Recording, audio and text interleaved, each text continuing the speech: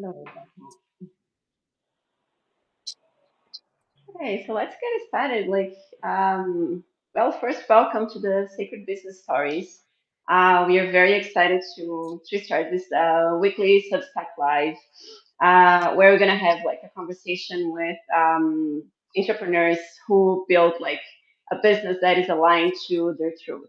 So today we have Toku, and he blends ancient wisdom with modern psychology, and he helps people to unlock their potential.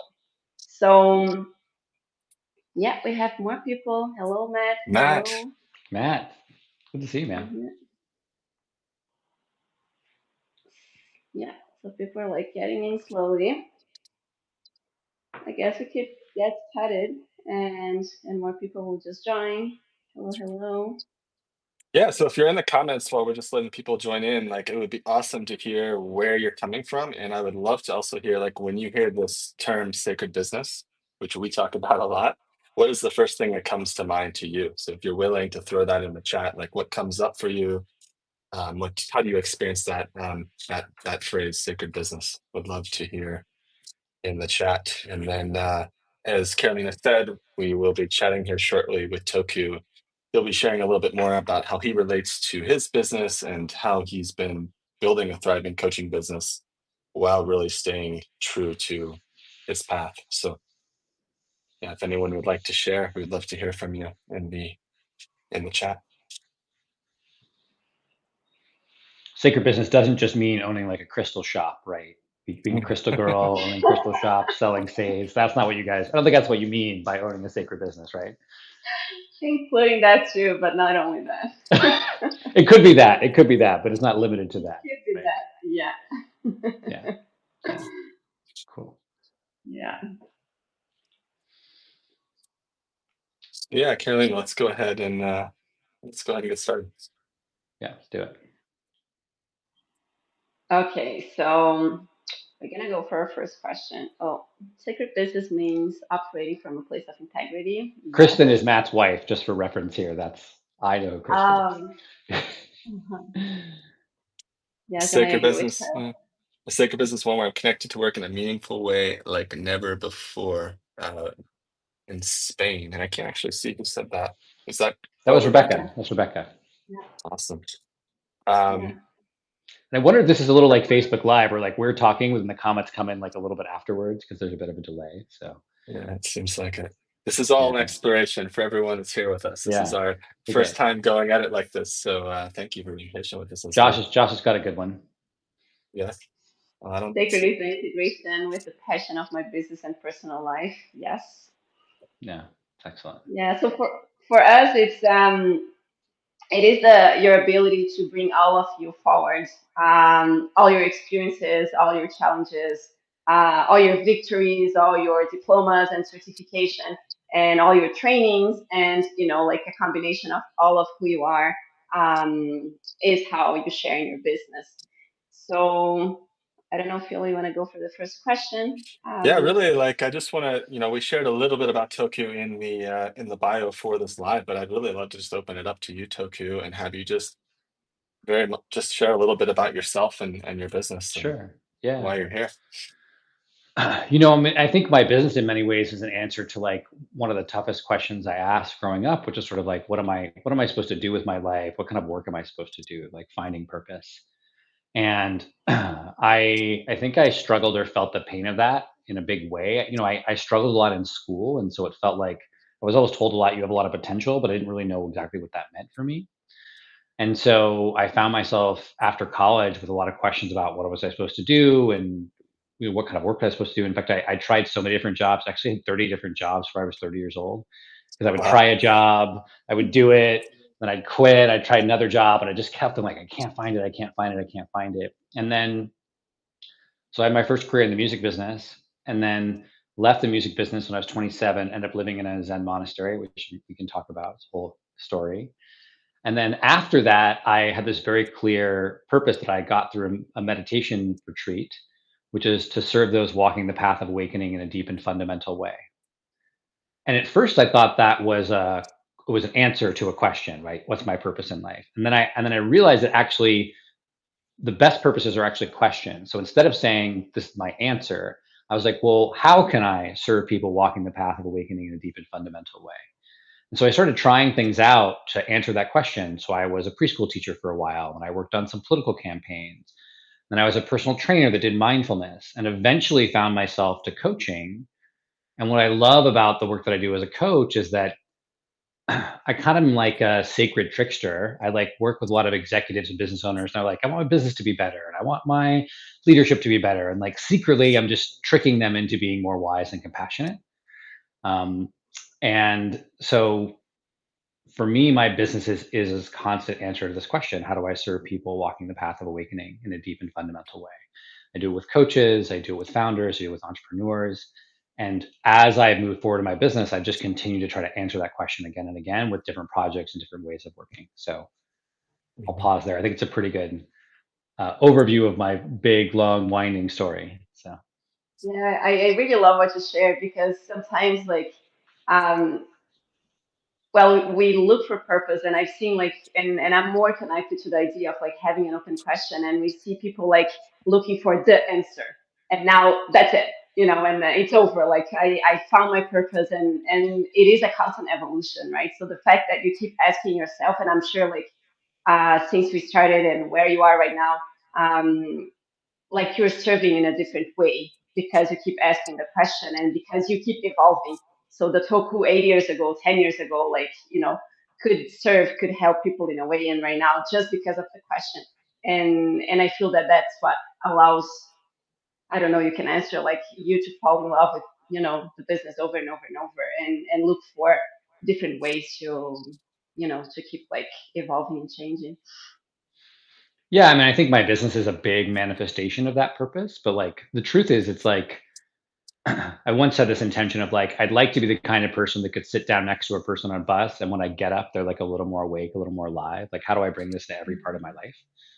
So I think we think of purpose, especially around business, as like, okay, this is my purpose in life is to like, help people explore their art more. Like you guys, we're going to help people like have businesses that are more aligned with like their true expression or their sacred selves. And the truth is like knowing both of you, like you're not just doing that in your business, right? You're doing that in every part of your life, and your friend connections, and the places you move, and the types of products you buy. Like everything you do is an expression of your purpose. So I think it's like it's important to bring it forward in your business. But I've also discovered that like when I see how I'm doing it in every part of my life, it almost takes the pressure off of my business to be like the only place where that's happening. And so I think that's one of the things I realized as I was at post monastery, where I was kind of figuring out how to bring this purpose into the world. I started to realize like there's kind of infinite answers to that question, and I don't have to find the right, like the one answer. It's like I have to just keep asking the question and then finding new answers. And there's always going to be new answers. Mhm. Yes, totally. Yeah, and everything's connected, so we can't like, yeah, in a way, like everything is correlated. It can't be the business only. Yeah. Yeah. I would love to hear more about this whole monastery thing. I know we've talked about it a little bit, but I feel that probably many people on this call would be very curious about that because it's such a unique, yeah, it's such a unique experience. I feel so. Yeah, anything Yeah. that feels connected for you there that could help people. I mean, I never had an intention to like go and live in a monastery for 2.5 years. That wasn't like my plan. I literally was like, I'll go for a month and see how it goes. I was like, okay, worst case scenario, this is like a story I can use to like, hit on hippie girls at festivals. Like, oh yeah, and I lived in a monastery. It's great. Like I was like, oh, it'll be a good story to tell. I love collecting good stories. But then when I went there, the experience was just so powerful. The experience of living in community, of a community where it's really focused on a singular intention towards like clarifying the mind and being present with reality. It's interesting. I see elements of like that kind of feeling in y'all's community, where it's like everyone's there kind of with a similar intention, maybe not on the same path, maybe not the same expression, but a similar intention. And so I never lived in a community like that or been around a group of people who were like that. And so the challenge, the difficulty of that, of getting up, we woke up every day at 4 a.m. We meditated for 4 hours a day. 1 week out of the month, we would meditate for 8 to 12 hours a day. So it was very rigorous, very intense. But there was something about throwing yourself into something that required a lot of discipline and a lot of focus, and then seeing how like all of your complaints and suffering were very self-caused. That was really, really profound for me to challenge myself in that way. And I think in a lot of ways, it prepared me for business because, I think if you go into meditation in general hoping to have a particular outcome, you're kind of screwed because the outcome will vary. Sometimes you're going to sit down and meditate, and it's going to be like, Buddhas are falling from the stars and milk and honey are raining on your body and you feel amazing. And sometimes you sit down and it's just like, my back hurts. This is boring. When am I going to ring the bell? Right. And so you sit down with this practice and the results are really going to vary a lot. And so when I started my business, I feel like it was the same thing. I would get into this practice of connecting with people and talking to them about my services, sharing what I was doing, inviting them into coaching calls, serving them again and again and again. And the results varied. Sometimes I have amazing sessions and the people had no interest in working with me. Sometimes I felt like I like totally crapped the bed and like did a horrible job and those people would want to work with me, like didn't make any sense to me at all. But allowing myself to commit to the practice again and again is showing up to my business and trying new things and believing that what was possible. Like I think those two parallels were really powerful for me. And so I'm happy to answer specific questions about the monastery, but in this context, I think that was what was so helpful for me is thinking about my business like a meditation practice rather than like I think we think of it more like it's a race where it's like, okay, I got to get here and how can I run there as fast as I can? How do I get around the obstacles? Like it is much more like a meditation where you sit down every day and you do the best you can, you learn as much as you can, and your goal is just to sit down the next day again. That's Yeah. awesome. And we're going to leave a little time at the end for questions. So if anyone on this that's watching has any particular questions about his experience and anything that Toku's sharing here today, be thinking about that, and we'll give some space to that. But that actually, I feel, leads in quite well to the next question, which is around resistance. And so something that we've been wanting to kind of convey to our audience is that it's very normal. It's perfectly normal to have fear, to have resistance around these important things that are going to move you forward with your meaningful work. And I would love to ask you, and it's also in from my perspective, we keep kind of up leveling and cycling through this. And so I would love to know from you, like, what is one area that you experience this today from your perspective, where you see fear, resistance showing up for you, and what is the work you do so that you can keep moving forward and taking action on what's important? Yeah, I mean, I love what Stephen Pressfield says when he talks about resistance from the War of Art. It's an incredible book, and he talks about that Yes. you experience the most resistance when you're doing something of a spiritual, like higher spiritual frequency, right? So, like, if I just want to like go and if I want to, we had double stuffed Oreos in the house a couple weeks ago, and I noticed I felt no resistance eating Oreos. Like wasn't hard.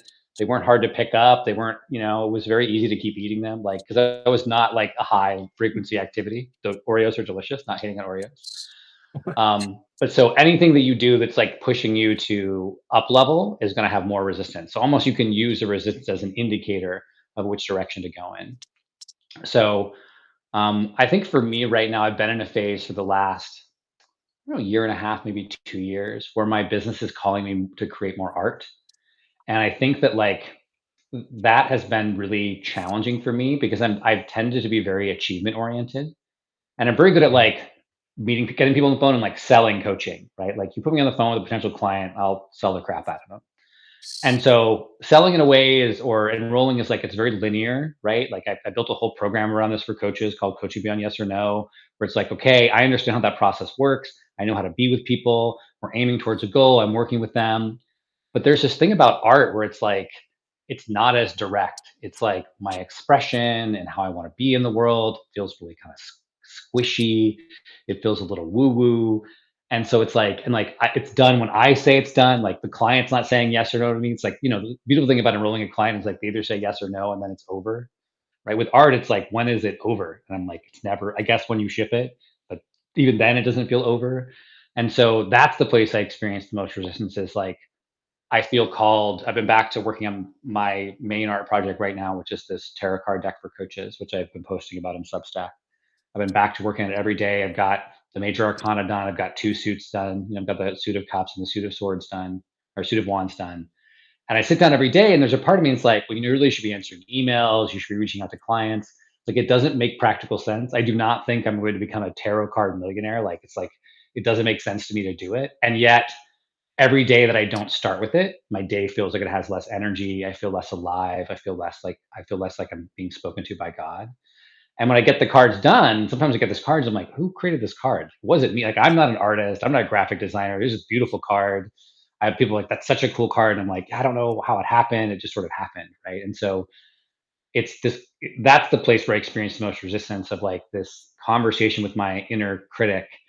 And I've been working with on my coach with this recently. Like the challenge I have is that I tend to look at life from a perspective of assessment and rather than experience. And when I assess like the practical value of art, I go not valuable.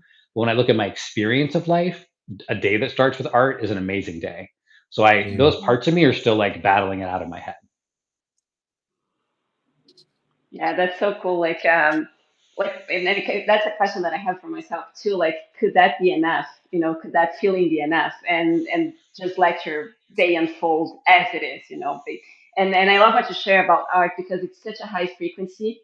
And the way I see it is kind of like we are made of like cables, and then we are used to get a certain energy rushing through the cables. And the more we tap into this authenticity and the more we allow like art and your unique gifts and the things that lights you up, you're like increasing the amount of energy that's going through those cables. And that's the discomfort, right? That's the like, oh yeah, my cables are used to this and now I'm inviting more and then I need to upgrade my cables.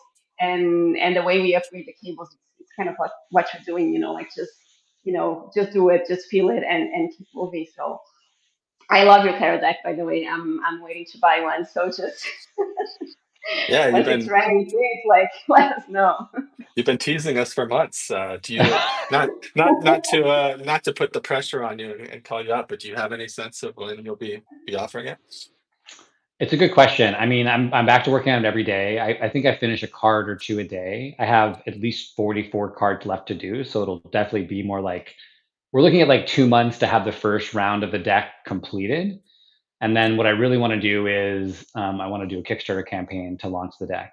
So I'm hoping that Phil and Carolina, you can help me with strategizing around that. So I think we're at like at least 3 months to a launch of the cards. It's gonna take me at least 2 months just to get it done. It's a very labor intensive process. I am building all the cards myself in Canva using free graphics.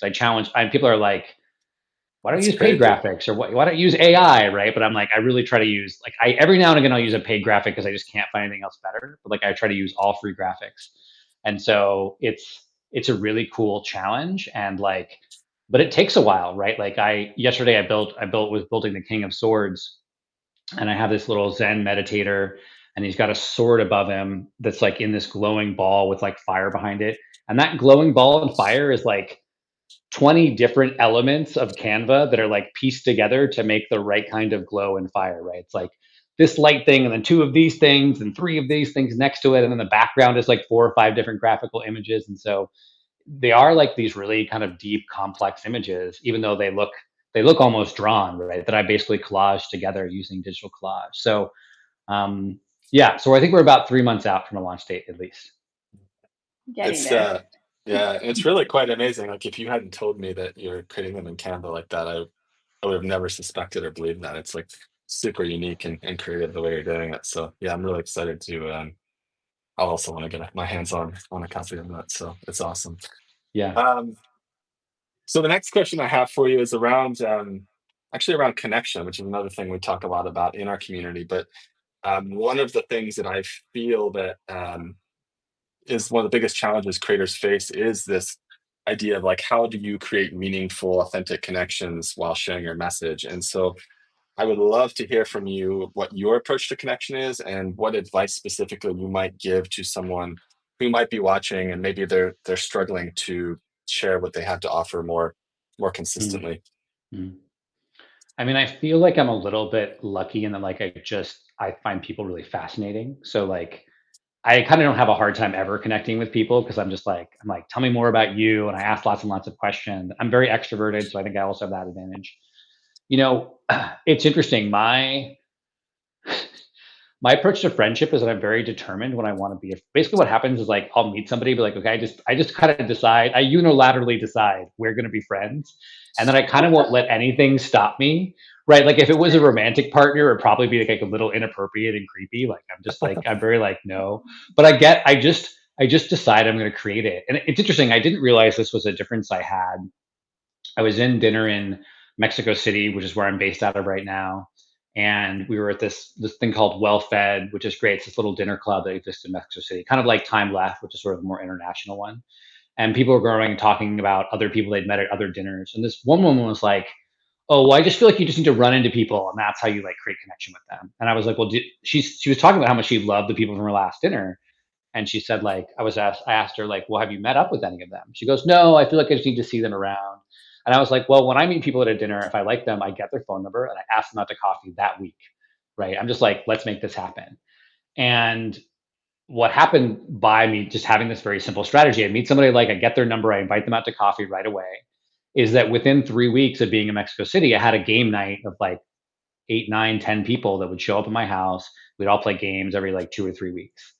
And it was simply that I just like decided, like, okay, I'm going to create connection, right? I think there's all these like weird social scripts about how we're supposed to connect with people or what the right cadence is. And I sort of tend to just ignore that and be like, if I like somebody, I'm just going to try to hang out with them and follow up with them and be persistent. And it amazes me that other people don't do that, right? Like they'll meet somebody and they're like, "Oh, I just hope I run into them again." I'm like, well, I don't want to leave it up to chance. If I like them, let's just hang out. And so I think that's a bit of my approach to connection of like, I'm not worried if I come off as a bit of a pick me boy. I'm not worried if I come off a bit as a try hard. Like I just like, if I like somebody, I want them to know that I like them.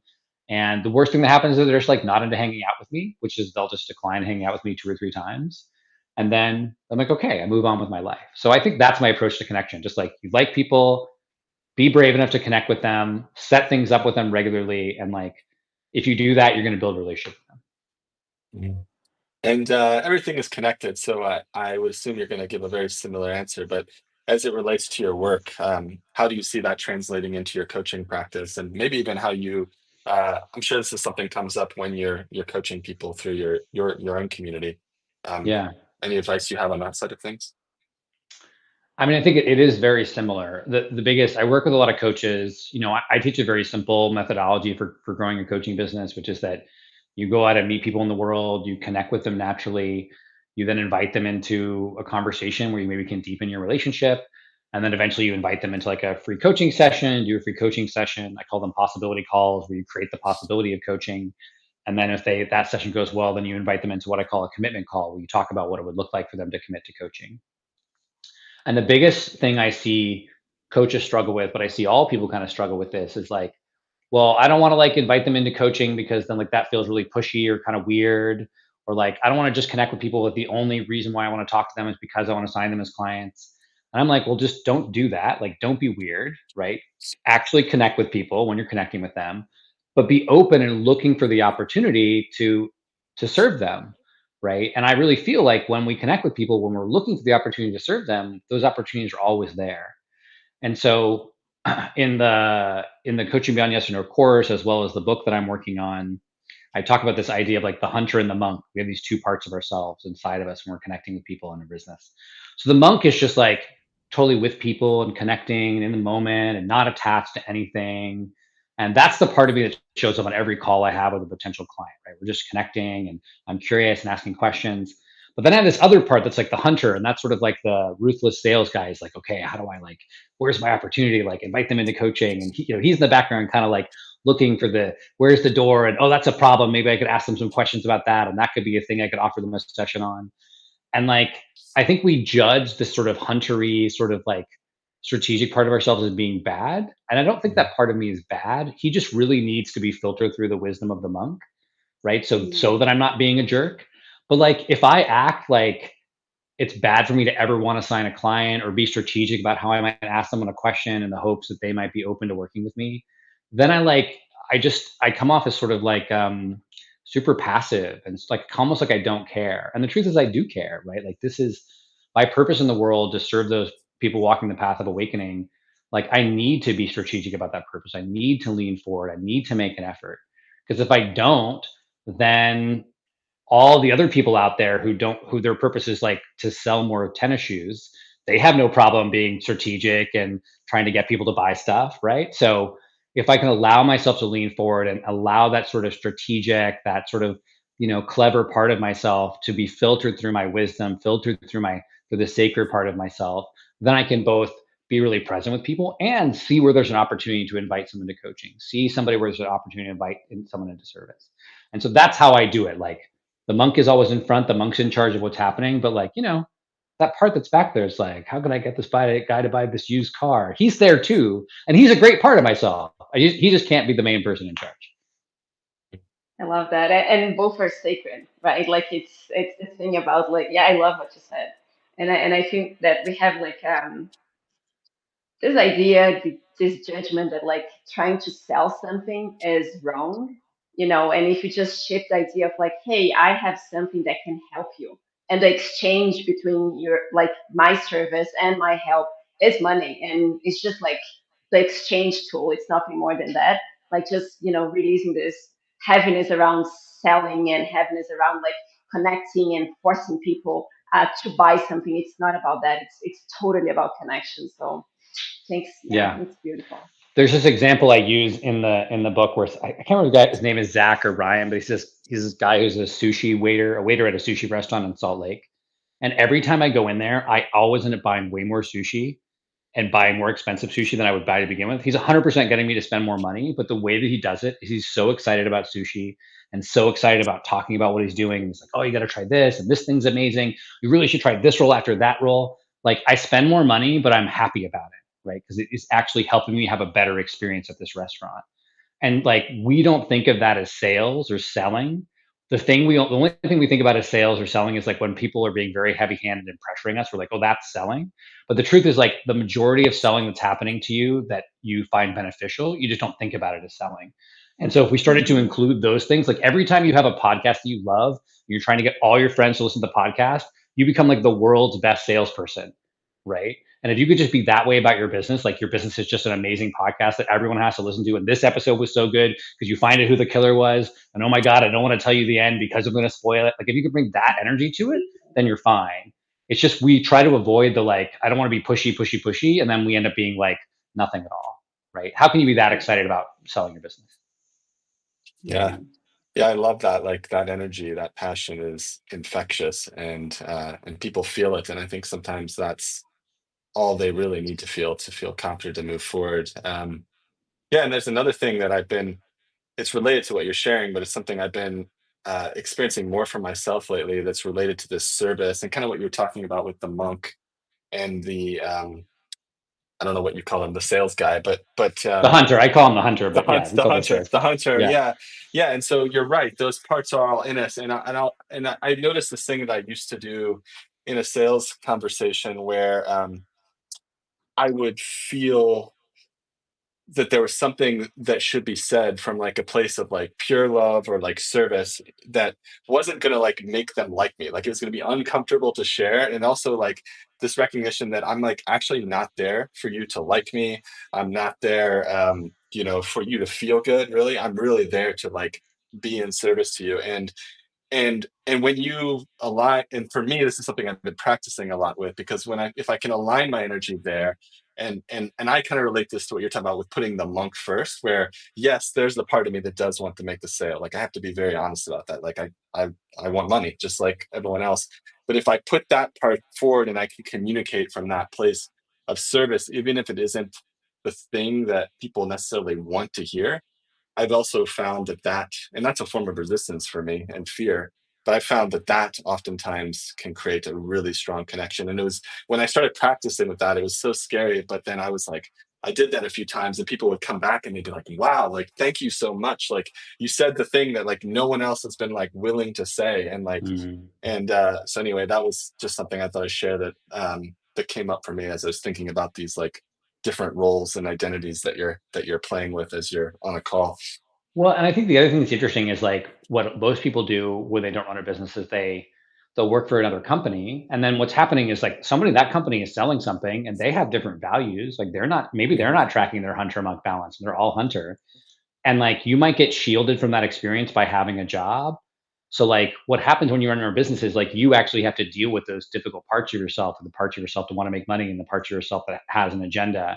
But you get to deal with them, right? You get to be responsible for them and handle them in a really beautiful way. But I think that what a lot of people experience when they have their own business is that they actually have to start to deal with that part of life and they go, I don't like this part of life is dirty and icky and I don't have to deal with it. I'm like, we all got to deal with it. You can either give that job to somebody else who maybe is not as moral as you, maybe who doesn't have the same values as you, or you can take on that difficult work of like, we live in a capitalist society. Maybe that's not how it should be. That is the society we live in. So how do we learn? How do we? How do we master the economics of transformation? Right? We want people to Mm, change. People, for better for worse, like money is the most powerful standard for commitment that we have. And so when people pay money to something, they're expressing their commitment to it. And so when I enroll people into coaching, it's not that I'm trying to get their money. It's that, I want their commitment. And for most people, the amount of money they pay is related to how committed they are. I once hired a mm, coach for $60,000 for a year. I showed up to every one of her calls on time. I flew out to LA once. Like, I treated that thing like it was gold because I paid so much money for it. I was like, I got to do this out of this. Right. And, I've got subscription services I pay $5 a month for, and I forget that they even exist. Right. So like, and that's not for you. I mean, $100 could be a lot of money, right? So there is how you relate to money in a certain way, but it's not a it's all perfect relative. correlation. Yeah. Yeah, it's Yeah. not a perfect correlation. And like it or not, like when people invest a significant amount of money, they really show up with a lot of reverence most of the time. Mhm, mhm. Yeah, it's like going to the gym. Like if you're just paying the membership and it's like $20 a month, whatever, like the rates are so high of people just not showing up. And then if you hire a personal trainer and you're like paying like whatever, $200 like per week, and then plus the gym, plus this, then you're like, and then at the end of the day, you're committing to yourself, right? It's not even like you're not committed to the other person. It's that person created a system that enables you to commit to yourself in ways that you've never maybe you're never able to do that before. So it's very powerful. Yeah. Cool. Well, we're actually already a little over time. How are you doing, Toku? Do you have a little time if anyone has Yeah, questions, or yeah. you wanna? Yeah. Yeah. I'm good. Yeah. I'm here till at least another 10 minutes for you guys for sure. So Cool, cool. So yeah, at this point, I know we still have people hanging out here with us. Like, I'd love to open it up to Substack. If there's anyone in the chat that has questions for Toku, please type those in the chat now. I saw something from Maria about the book that you were referencing earlier, yeah, Toku. You can it's start called there. Coaching Beyond Yes or No is the working title. And I also have an online course that teaches sort of this methodology or way of what I say is that people who have an experience with coaching, it doesn't have to just be coaches. It is designed for coaches. But if you have some experience with coaching, it's basically a process you can use all of your coaching skills to enroll clients or have sales conversations. Because I think that for me, a sales conversation is just a conversation you're having with someone about making a commitment. I wish I invented the phrase coaching the conversion. I think Phil invented that phrase, and I was like, oh, that's such a good one. Why didn't I come up with that one? But I don't know if you still talk about that, but it's a similar idea. Like it's your idea as you're working with someone. It's the way I think about it is like we tend to think about sales as like it's me over here and the customers over here, and we're kind of battling. Like I'm trying to get them to buy, and they're trying to like defend and get a better price, right? And I'm like the best sales conversations is we're next to each other, looking at the future that they want, and my job is to work with them to move all the stuff that's in the way out of the way. And that's a conversation about commitment. If that's what they want, then let me help them get there. And Mm. that's how I do all of my sales calls, which I call commitment calls. And I've literally had people like ask me to do sales conversations with them. Like that's how much they like a sales conversation. They're like, I'm pretty sure I'm a yes to this, but I just want to do a sales conversation with you because I know I'm going to get a lot from it. And when was like the last time you heard that? Like, please do a sales conversation with me. But that's what's possible if you have this kind of conversation. So I have a course which we can share online, and then I'm working on a book that's like a more robust expression of that idea. Yeah.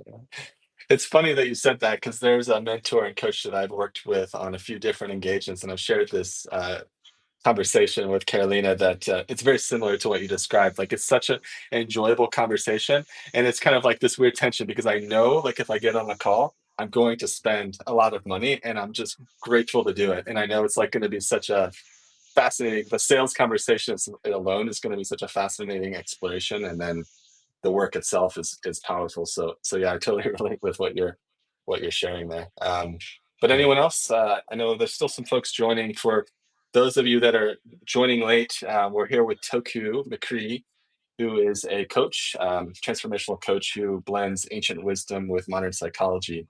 And we've just been having a fascinating conversation about how he relates with his purpose and topics like fear and resistance. So I would encourage you to come back and watch the replay if you have the time. But for now, if there's any other questions, before we wrap up, for Toku, we'd love to answer those for you in the chat. So please type in if there's anything you'd like to ask about. I do have a question, Toku. Sure. Related to the topic of like connection and selling, and the way you said like, oh yeah, you work for a company, and then guess what? Somebody's selling for the company, and it's a job that someone has to do it. And I notice sometimes that like people sometimes they could perform a good sale call or something if they're selling something else, not themselves. And when you tap into this world of like being a coach or like even like your sacred business, like that's a combination of all of who you are. And then how I find that it's very challenging for people to sell themselves. Would you have, your wisdom Yeah. or like your thoughts around that? Like, You're not selling yourself. Like when I sell, when I'm doing my best sales as a coach, what I'm selling my clients is their commitment to their own future. That's what they're mm-hmm, buying. And I'm just gonna be there on it, right? It's like, I think I use this analogy in the book. It's like you're like a mountain guide, and you're like sitting next to each other, and you're like, oh, like what mountain do you want to climb? They're like, I think I want to climb that mountain. And I'm like, oh, cool. Like, what do you want to experience on the mountain? They're like, I want to milk a yak, and I want to meet an abominable snowman, and I want to make friends with this tribe in Nepal. It's gonna be great. I'm like, oh, that sounds really awesome. Like, I'm down to do that. That sounds amazing. And they're like, okay, what's gonna be hard about climbing that mountain? Like, I don't know. I'm afraid of the cold. I probably need some good clothing, and like I'm worried that like the tribe people won't like me, and that'll remind me of like what it was like when I was in school. And I'm like, oh, okay, cool. Like that sounds really tough. Like, would it be helpful to have me there with you? Because like I know that tribe, and like I know the right kind of clothing to buy. And they're like, yeah, it would be really great to have you with me. Okay, cool. Well, do you want to climb that mountain together? So it's not like they're not buying me, right? They're mm-hmm, buying the experience of climbing the mountain. They're buying that thing. And like especially true with coaching is like it's not my agenda. Like I don't get to decide for them like what they want to do. They decide what they want to do, you know? mm-hmm, And so I'm just like, cool, do you want to do that? And would it be helpful to have me there with you? And so it is like I think it is a really deep spiritual practice, but it's so funny that like coaches are so good at getting themselves out of the way when they're coaching, but as soon as it comes to selling, they're like, "Oh no, it's about Mhm. me and I got to do this thing." And I'm like, "It's not about you, right? It's about the client, it's about their relationship with themselves and you supporting them to be on that journey."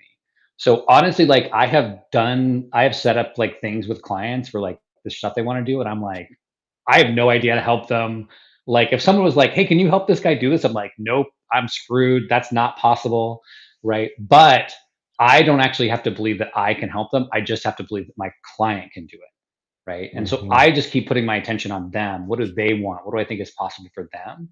And as soon as I do that, I'm like, well, they're probably going to like do it anyway. Like I can see they're capable of it. And I'm so excited to help them. So that's how I do it. I try to get myself out of the way in that way. it's Mhm. very powerful because the way you're saying like not like in a way like you empower the other person in such a way that they become like unstoppable and invincible, and you're just holding the space to be that person, right? And then the sales conversation again, are you committed to your dream or to your mountain or to your project, and I'm just here to walk with you. Yeah, I think Yeah. that shifting perspective can be very helpful because this thing about like it's not me, like I'm not walking the path for you, right? Yeah, I could teach a class on how to make a really good grilled cheese sandwich. Like if that's what is necessary is like great grilled cheese sandwich. I got that. I got that in spades, right? Like I don't need coaching. I don't need to coach you. I'm just going to show you how to make a grilled cheese sandwich. But when it comes to coaching or anything transformational, like it's never us, right? It's spirit, it's God, it's that own person's divine wisdom, right? Like I'm there hanging out. I'm trying to just help them remember that like we're both hanging out with God. Like that's it. I'm like, oh yeah, did you remember? Like we're hanging out with God, and they're like, oh right, cool, I can do it. I'm like, great, that's my only job, right? Not to Mhm. do anything for them. Mhm. Yes, beautiful. Yeah, I like this. Beautiful. I often say like my partner is God. Some people find like what? Like what? Yeah, It is. It's the universe, right? yeah, yeah. Mhm. Cool. Well, if there's no other questions in the chat, I guess Toku, where can people find you to learn more about your work? I know obviously we're here on Substack, so they can find you here. But if they want to read more into kind of what you're working on, whether it be the tarot cards or your your coaching work, what would you suggest for them? Sure. So you can find me on Substack. My Substack is called Unconventional Wisdom. You can just look at my profile. I do have a secondary Substack, which is, I wrote a second Substack in December. I wrote 31 letters to my future wife. So if you know my future wife, please introduce me to her. I'm sure she's amazing. That's So why you're you'll really find good. them. Yeah, that's really why. That's why I'm just here to just meet ladies on Substack. Substack's the new Tinder, guys. Come on. So you'll see that under there. You can look at that. It's just a short-term project that I'm not really working on anymore. I worked on it in December, but that's the main place. And then you can find me on both unexecutive.com, which is my executive coaching website, and coachingmba.co, which is my coaching website. So, and that's, if you're, I think you can still buy the course on there, but if you go and subscribe on there, you'll get information about the Coach Beyond Yes and No course as well. Cool. Awesome. Well, thank you for joining us. We really appreciate your time. We really appreciate you, in a way, being our guinea pig as we're experimenting with this new medium for the first time. And so, yeah, super grateful for you to have you in our community. And yeah, we'll be sharing this recording with everyone here in our audience. And I don't know exactly how this works. Maybe you're already going to get a copy of it, but we'll be happy to share it with you as well. So we'll see how it Cool. goes. But yeah, thank you so much. And Thank you. thank you to everyone that joined us and stayed with us for this whole time. And I'm sure if you have any other questions for Tokyo after this call, he's available and active here in Substack. So definitely look him up. 100%. Just slide into my Substack DMs. That's what everyone's been doing these days. So. Cool. Awesome. All right. Thank you, my friend. And we will talk to you soon. All right. Bye-bye. Sending love to Bye. everyone. Bye.